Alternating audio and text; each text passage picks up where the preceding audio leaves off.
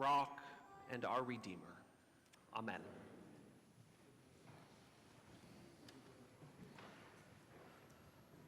I'm going to break some preaching rules today. I'm going to talk about myself. The parable of the fig tree is about belonging. The impatient landowner wants to cut the tree down because he doesn't believe it belongs. He believes that it doesn't deserve the use of his good soil. But the gardener, who has been caring for the fig tree for 3 years, convinces him to wait. In every parable, there is always one character that represents God and one that represents us. Obviously, the gardener is God. But are we the landowner, or are we the fig tree? This past Friday, I had a professional development day at work and had the pleasure, you do not hear that word in professional development in the same sentence very often. I had the pleasure of hearing Galen Elmore speak. Galen's story is his own, so I will not attempt to share the details of it with you. But the purpose of his story and his sharing of it with his listeners is to help us understand what it means to belong. He explained that many of the adjectives we like to use to describe belonging have more to do with what belonging feels like than what it actually is. So when we describe belonging as being welcomed, or safe, or even comfortable, we are actually describing what it feels like to belong. The real question is how we know we belong. He went on to demonstrate that the most significant part of belonging is knowing that you have encountered people who care, which is an acronym. Which is an acronym for people who have compassion for you. C for compassion. People who share their authentic selves with you. A for authentic. People who help you feel resilient. R for resilient. And people who empower you. E for empower. Galen made the point that the American dream, that idea that every person has the ability to be successful, is not true. Which resonated with me because I agree with him. Not every person is going to be successful just because they work hard. I worked hard in math when I was in school, and never once felt like I achieved success.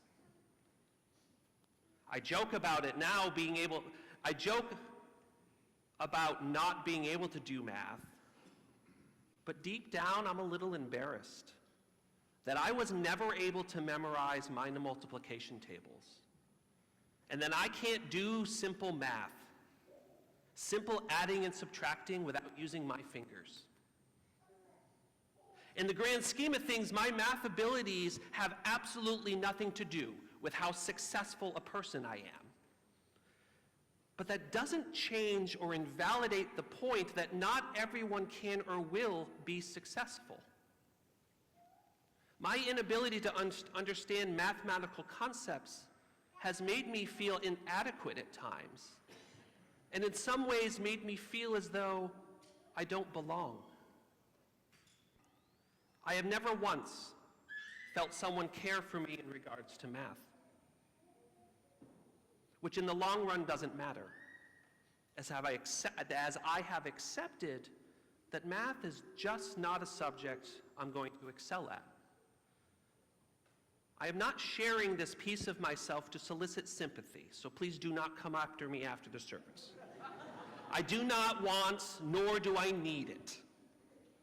I am sharing it only to illustrate that our cultural concept of success is ridiculous. Working hard does not always lead to success or advancement. Millions of people work hard every single day, and their life never changes. And this lack of change often leads to frustration and weariness and self-deprecation and feelings of inadequacy and even depression and anxiety. But that does not mean there isn't hope. And it does not mean that we should abandon the dream of a better future. We simply need to change our focus just a little bit. The owner of the fig tree saw only failure. He saw a tree that failed to produce the results that he wanted. The gardener, on the other hand, knew that what was needed was not more effort on the part of the tree, but more support on the part of the gardener and the owner. He knew that if given the chance and the right supports, that the tree would be able to successfully produce fruit. Galen Elmore told us that every child has the potential to be successful if they have the right supports. And for him, that means people who care. For him, he needed people to set aside the rules and show him some compassion. He needed people to allow him to be his authentic self, even when that self broke the rules from time to time. He needed someone who would have the resilience necessary to not give up on him. And he needed people who would empower him to have some control over his own life. The support he needed did not come in the form of being forced to follow rules or ensuring that he got good grades. He did get good grades.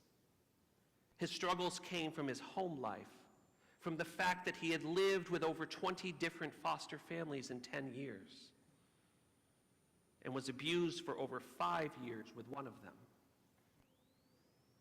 He did not know what stability felt like, and that meant that he never felt like he belonged, no matter where he was. That changed when just a few people in his life demonstrated their compassion for him by bending the rules just slightly and allowing him to have a sense of control. What I immediately took away from Galen's words was that he experienced what we all call the love of God.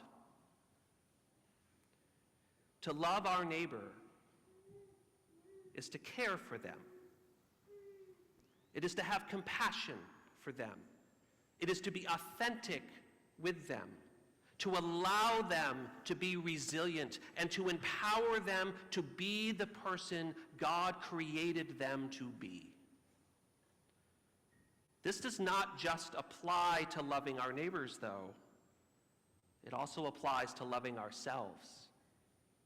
We need to allow ourselves to be empowered by God's compassion and authenticity and accept that our resilience stems from that very empowerment. The idea that we are only as successful as the supports we have rings true for me because as I reflect on my own journey, I can see that the person I am today, a church and history nerd who loves science fiction and fantasy and traveling and singing and role-playing, stems from the supports I had as a child. I was my most authentic self when I engaged in these areas of my life as a child. I found compassion in some of my humanities teachers. And I felt empowered by these teachers to the point that I chose a career in teaching the humanities. I felt authentic when I engaged in role-playing with my friends, or participating in church events and Sunday worship with my grandmother. What I think God has been asking of us for the past 2,000 years, well, really since creation, is for us to not just act like we care, but to actually do it. Caring for someone or something is not abstract. It requires that we behave and act in meaningful ways, not only when others are watching, but most especially when they're not. No one should ever feel the need to hide any aspect of themselves or avoid certain people in places out of fear of not belonging there. Caring requires that we neither seek nor require explanations from anyone. It requires that we accept every person is capable of anything when they receive the supports that they need. It requires that we be resilient in the face of adversity as others attempt to tear us down for being compassionate and authentic people of God. And it requires that we seek to empower every person to be the person God created them to be. Compassion, authenticity, resilience, and empowerment are a strong recipe for love. And just like the fig tree, it takes time for them to bear fruit. As an example of what caring means, I would like you to introduce to you Daniel Guerra, who contacted me a few months ago about his friend Jimmy, who he will describe to you. He is going to speak to us for a few minutes about his friend and how St. John's can help care for him. Thank you so much, Jason. Good morning. Hi, I'm Daniel Guerra. My wife Bridget and I are visiting from Brattleboro, Vermont, and we are delighted to be here today. After this morning's service, I kindly invite you to join me in the side chapel, which I believe is right there, to join me to write letters and postcards to Jimmy Davis Jr. Jimmy is a black man who grew up in poverty, endured extensive child abuse in Alabama, and has been on death row for over 30 years as a result of an unfair trial. I have been corresponding with Jimmy for the past 3 years, writing letters, and sometimes on Sundays he'll call me and we'll chat. I have been visiting churches over the past several months too to share his story, and it is a heartbreaking story.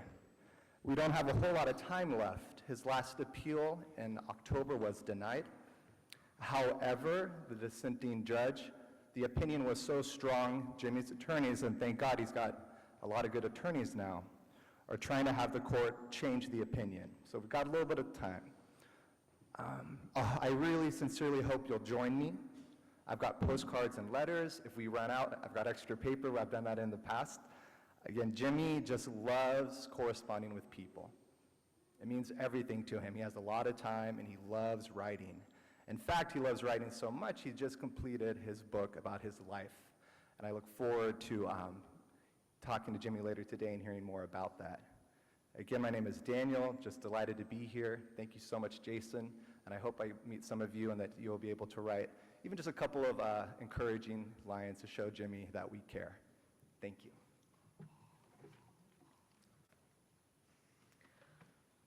Amen and amen.